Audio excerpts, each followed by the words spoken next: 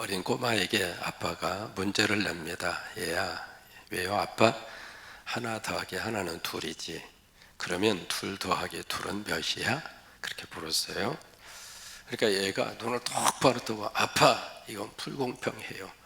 뭐가 불공평해? 하나 더하기 하나는 둘이잖아. 그럼 둘 더하기 둘은 몇이야? 한번 계산해봐. 그러니까 꼬마가 하는 말이 아빠는 쉬운 걸 풀고 난 왜 어려운 걸 내느냐고. 그래서 아빠 너무 이건 불공평하다고. 지금 여기 고린도 성도들에게 편지를 쓰면서 야 마게도냐 알지? 같은 나라 위쪽에 있으니까 빌보 교회나 데살로니가 교회나 베레아 교회 알잖아. 얼마나 어려움 속에 있었나. 그리고 얼마나 가난하게 살아. 근데 이 교회들이 예루살렘의 성도들이 어렵고 힘들다고 하는 말을 듣고 구제헌금 하자고 그러니까 참 열심히 하더라. 그런데 너희들은 좀 먹고 살만하잖아. 그 교인들보다 훨씬 형편이 낫잖아.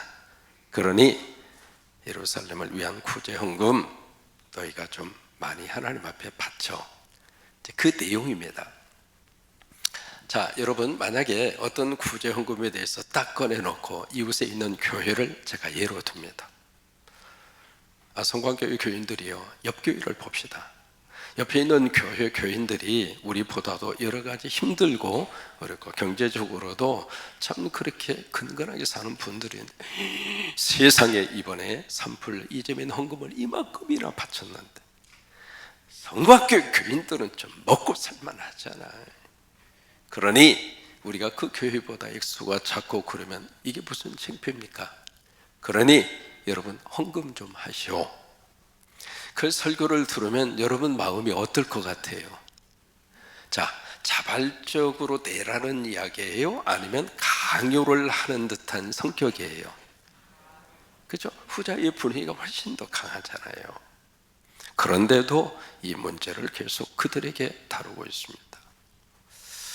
오늘 여기 7절 말씀에 이 성령의 역사로 이 편지를 쓰면서 때로는 얼르기도 하고 때로는 지켜 세우기도 하고 때로는 그게 아니라고 이렇게 설득을 하기도 하고 때로는 자 우리가 이거 한번 생각해 보자 뭐 그렇게 말을 하기도 하고 이제 그러면서 이 문제를 끌어가고 있습니다.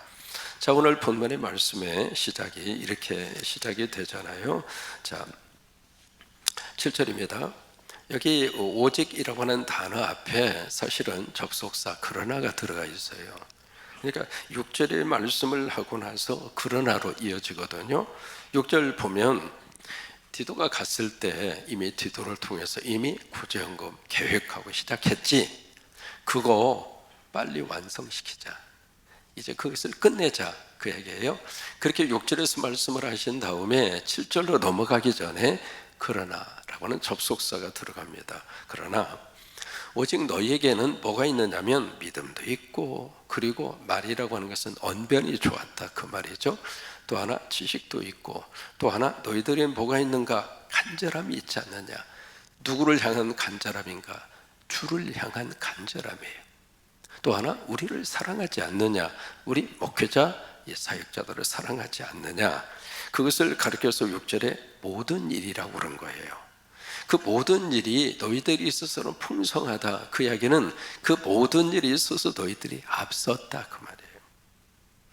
그 이야기는 데살로니가 있는 교회들보다도 너희들은 믿음도 좋고 너희들은 이 언변도 좋고 너희들은 성경에 대한 지식도 탁월하고 너희들은 주를 향한 간절함이 아주 특별하고 또 목회자를 사랑하는 그 마음이 이쪽에 데살로니가 있는 교회들보다도 탁월하다.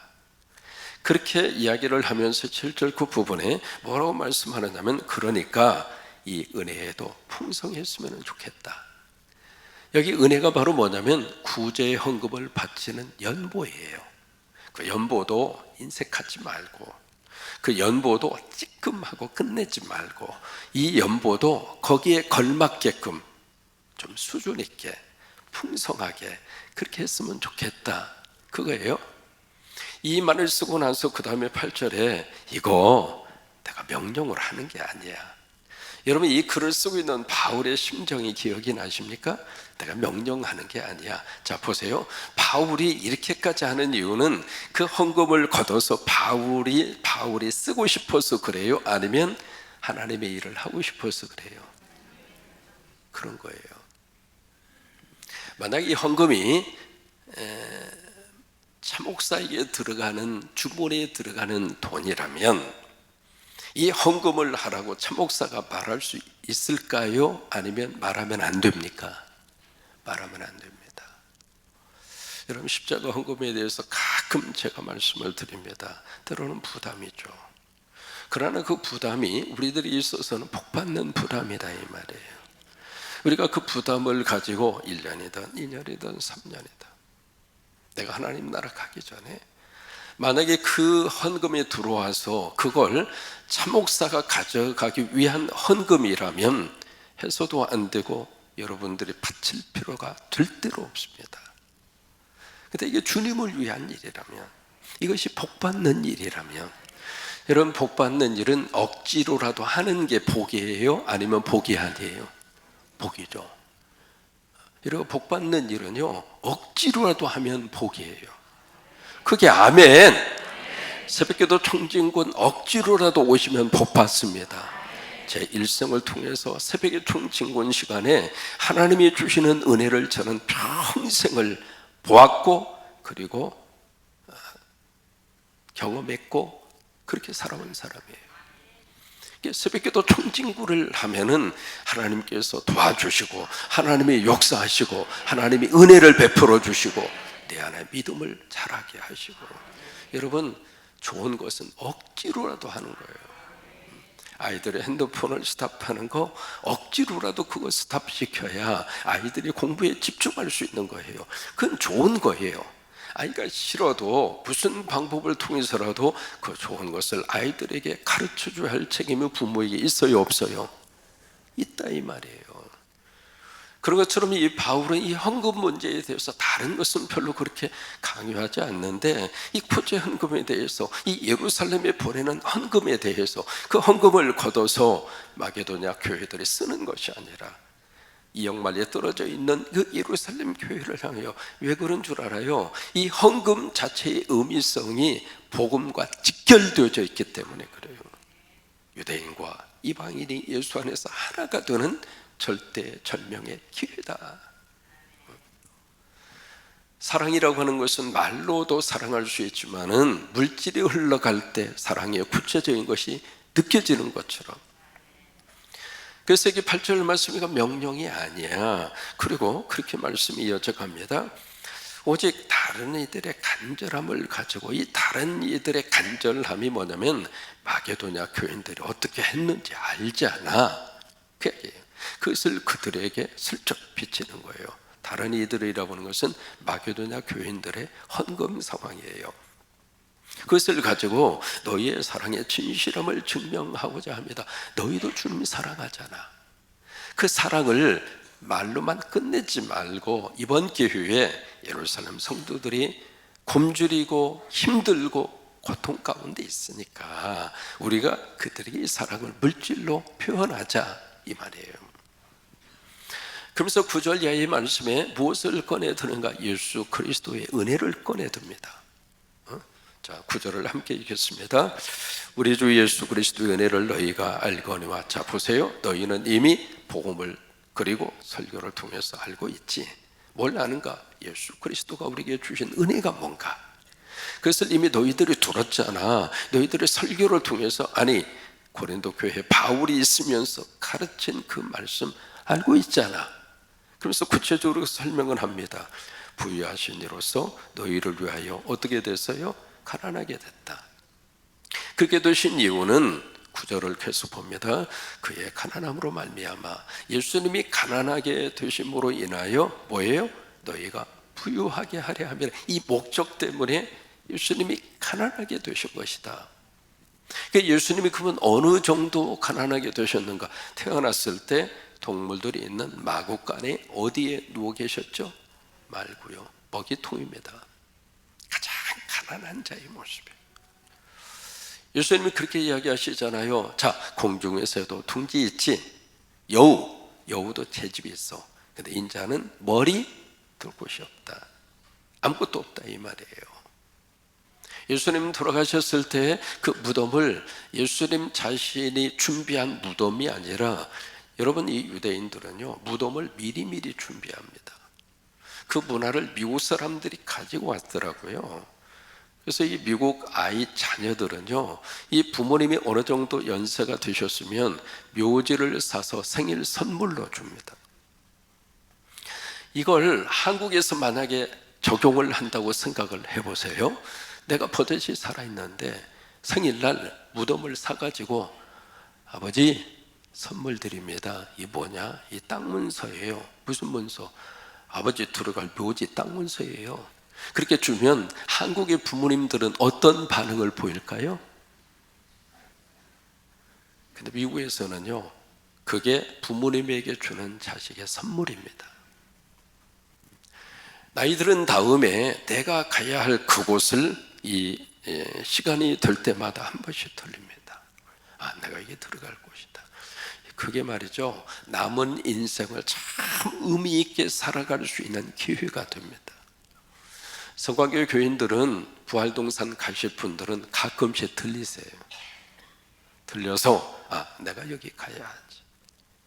어제도 우리 박기범 목사님, 우리 김명란 권사님의 아버님, 어머님 이정 예배가 있었어요. 거기에 딱 서서 예배 집례하고 인도하면서 내 속으로 그랬어요. 5월달에 우리 딸내미 식구들이 온다고 그러니까 집사람이 샤론이하고 그 사위하고 그 다음에 두 손주하고 온다고 그러니까 지금 집사람이 지금 얼마나 들떠 있는지 그 모습을 옆에서 보면서 저도 참 행복해요. 오면은 반드시 여기 데리고 와야 되겠다. 아빠 엄마가 갈 곳이라고. 그러니까 미리미리 준비한다 이 말이에요. 근데 그것이 우리가 부정한다고 해서 부정할 수 있는 게 아니잖아요.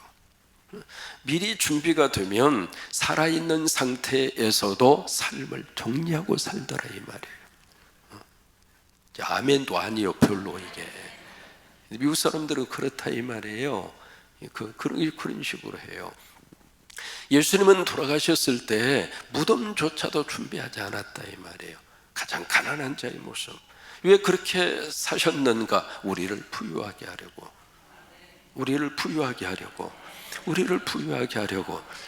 그 예수님의 은혜 너희 알잖아. 이해가 되십니까? 그 다음에 자 보세요.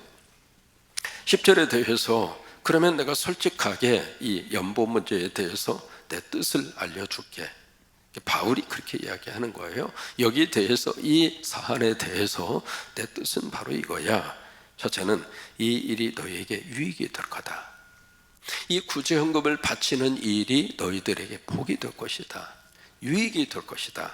두 번째는 1년 전에 디도를 통해서 너희들의 교육을 하고 시작을 했고 그 일이 누구의 강요가 아니라 스스로 자발적으로 이 일을 시작해 준 거 이미 앞서서 언급했잖아요. 그렇게 시작을 했는데 자 이제 11절에 이제 그거 이제 마무리하자. 그 완성을 하자. 그거예요. 그래서 11절이 바로 그거예요. 그래서 12절 말씀에 할 마음만 있으면 뭐냐면 자원함으로 그리고 기쁜 마음으로 거기에 동참하고자 하는 마음만 있으면 하나님이 그걸 받으신다. 액수를 떠나서 그게 과거에 냈던 헌금 이야기하고 연결이 되는 거예요. 많이 있으면 좀 많이 내는 거고 형편이 적으면 적게 내는 거고 그거 아무 상관이 없다. 왜? 할 마음, 그 마음을 하나님은 더 소중하게 보신다. 그 마음 자체를 하나님은 너무 귀하게 보신다. 사람은 액수를 보지만 하나님은 절대로 그렇지 않는다. 할 마음만 있으면 됐다. 그 마음을 하나님이 받으신다. 여기에 대표적으로 큰 복을 받은 사람이 다윗입니다. 다윗이 이게 그 예루살렘의 수도를 정한 이후에 다윗이 왕이 되고 나서 가장 하나님 앞에 복 받는 일 두 가지를 합니다.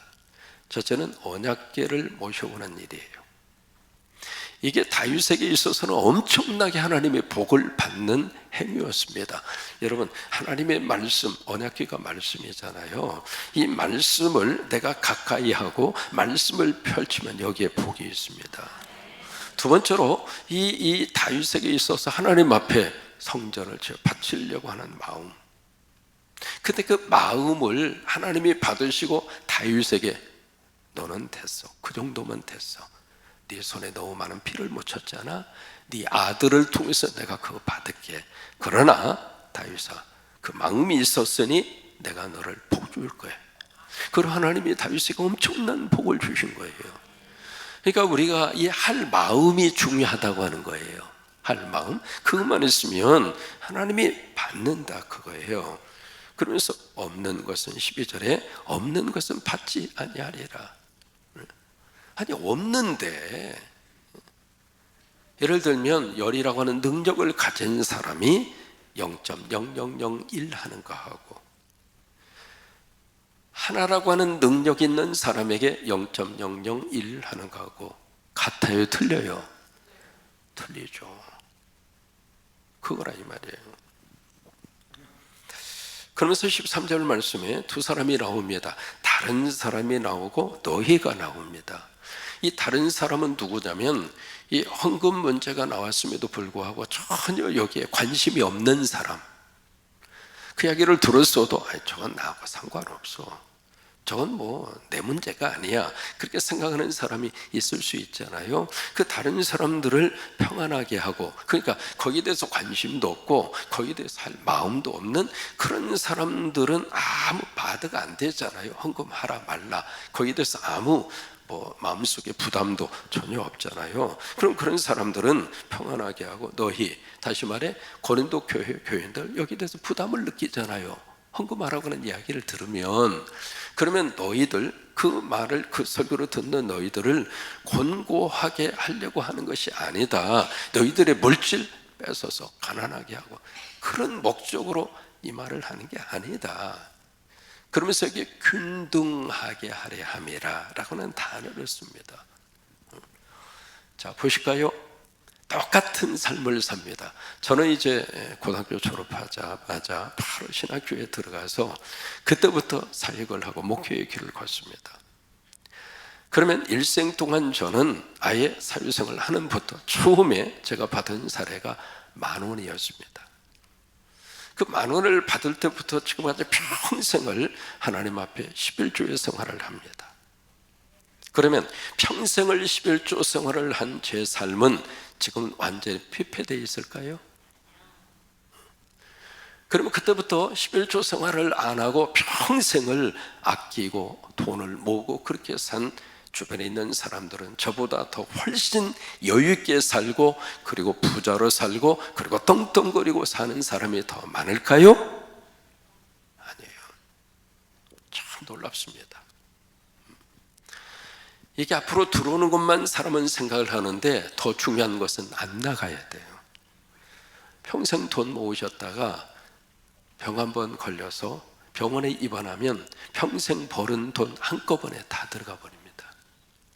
의사 좋은 일만 시키는 거죠. 병원 좋은 일만 시키는 거죠. 이렇게 대학병원들이 그렇게 중축을 하고 그렇게 엄청난 시설을 가지고 그 돈 다 어디서 나옵니까? 다 갖다가 드리니까 그러잖아요. 이게 뭐냐면 하나님 앞에서 물질 생활을 하면 그 물질을 통해서 하나님이 우리 가정을 채워주시는 경험을 하고 또 하나 나가지 않도록 안 나가야지. 그러니까 이게 안 바친 그들이나 바친 너희나 삶을 살고 보면 똑같다 그 말이에요. 균등이라고 하는 단어를 여기서 쓰는 거예요. 14절에 자, 우리가 구체적으로 한번 설명을 해보자. 너희의 넉넉함으로 그들의 부족한 것을 채우고, 그들은 예루살렘 교인들입니다. 너희가 지금 이 헌금하는 이것이 없으면 못하지만 그러나 이 헌금이 그들의 부족함을 채워주게 될 것이다. 그렇다면 언젠가 너희들도 부족할 때 그들이 너희들을 채울 것이다. 여러분, 사람은 영원이라고 하는 것을 보장받지 못해요. 영원히 부자? 항상 넉넉하게 살아요? 아니에요. 그러니까 사람은 항상 이 롤러코스터를 타는 거예요. 올라갈 때가 있으면 내려가요. 내려갈 때가 있으면 또 하나님이 도와주셔서 올라가요. 내가 이 자리에 있을 때 여기 있는 사람을 받아주고 여기 있는 사람을 도와주고 여기 있는 사람들에게 호주머니가 열리면 내가 내려갔을 때 그 사람들 가운데 누군가가 나에게 도움이 돼요.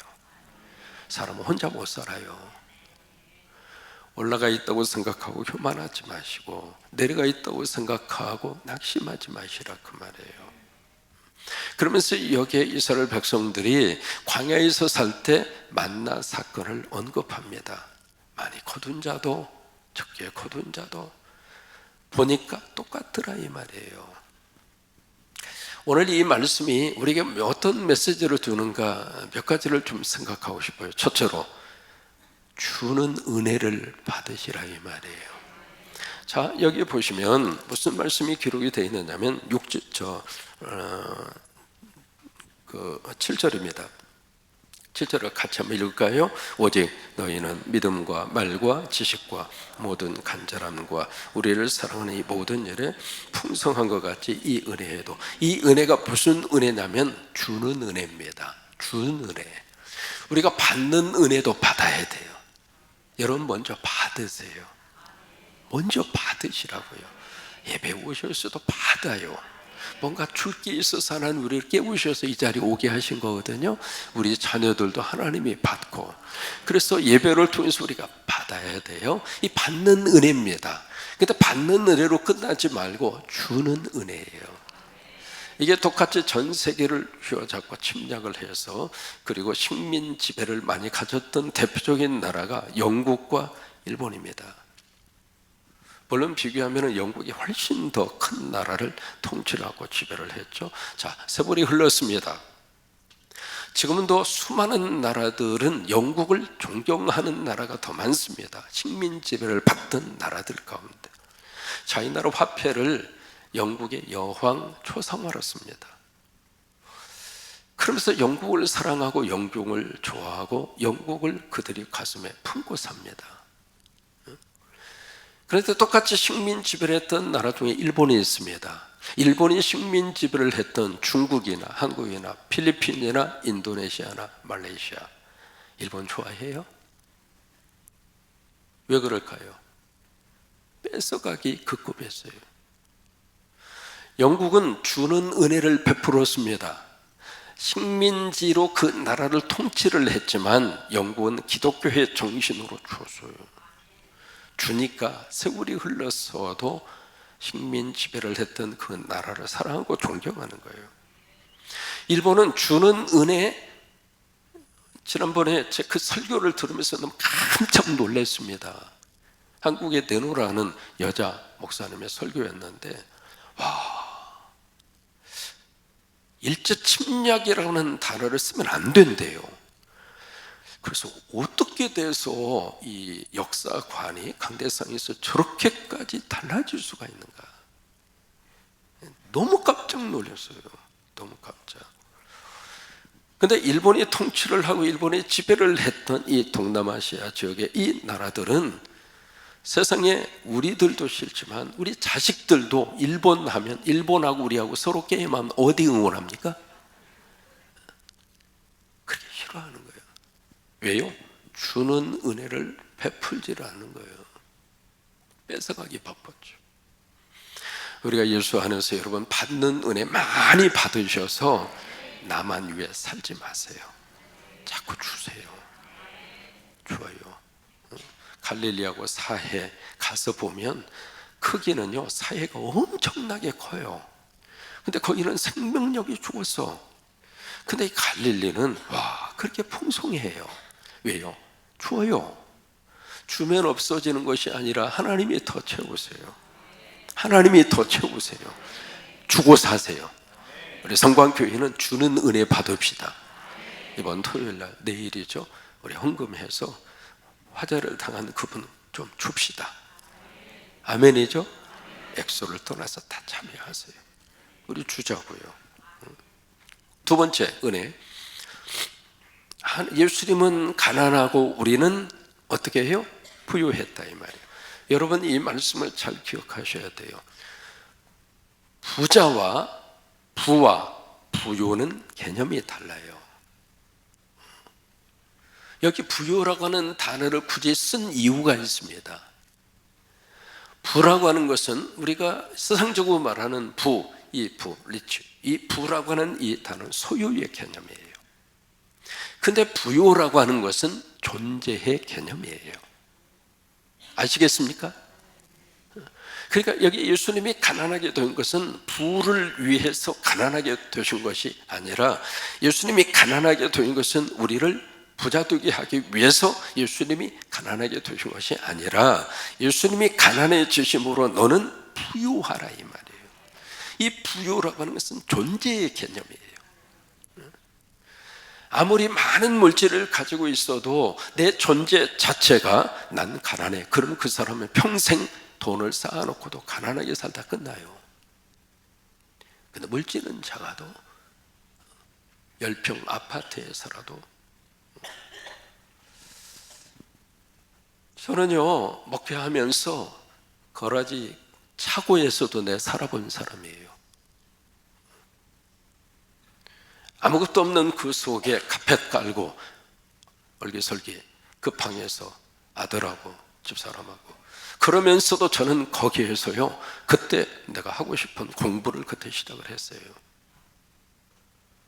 행복했어요. 가난하다고 생각 안 했어요.